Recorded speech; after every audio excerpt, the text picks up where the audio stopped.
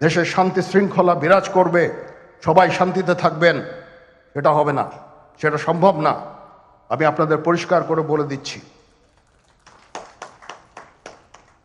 এই দেশের শান্তি শৃঙ্খলা রক্ষার দায়িত্ব খালি সেনাবাহিনীর না। 2 লক্ষ পুলিশ আছে, বিজিবি আছে, র্যাব আছে, আনসার ভিডিপি আছে, আমার আছে হচ্ছে 30,000 সৈন্য।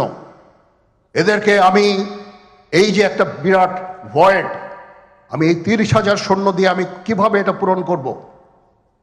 30,000 থাকে, আবার 30,000 চলে যায় ক্যান্টনমেন্টে, আরো 30,000 আসে। এটা দিয়ে আমরা দিন রাত আমরা চেষ্টা করে যাচ্ছি।